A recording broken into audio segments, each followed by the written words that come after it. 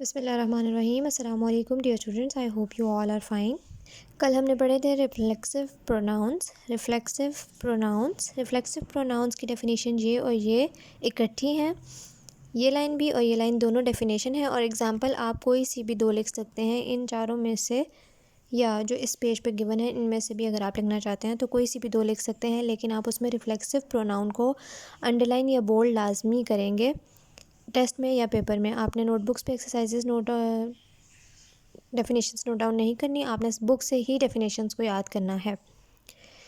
Reflexive pronouns क्या है? Reflexive pronouns बताते हैं हमें किसी एक्शन का इफ़ेक्ट उसके करने वाले पे किस तरह से हुआ।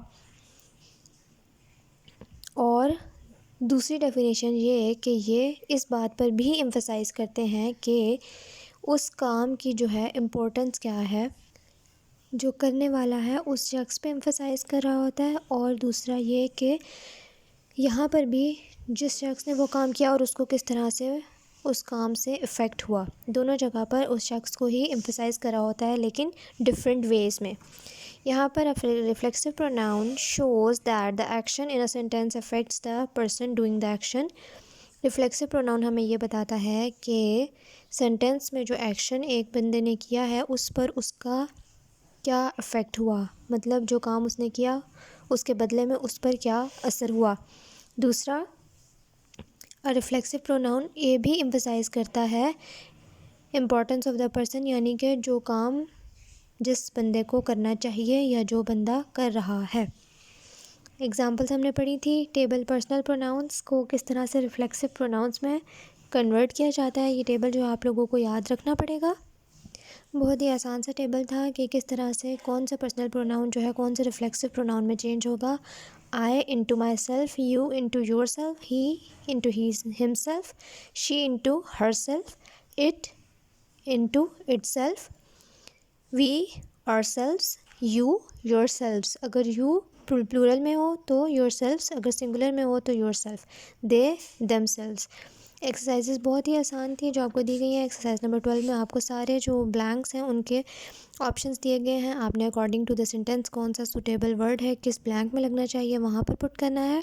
और रिफ्लेक्सिव प्रोनाउंस यहाँ पर एक्सरसाइज 13 में आपने इस टेबल से देखकर फिलअप करने हैं। कोई भी नया रिफ्लेक्सिव प्रोनाउन जो है यहाँ पर नहीं आएगा।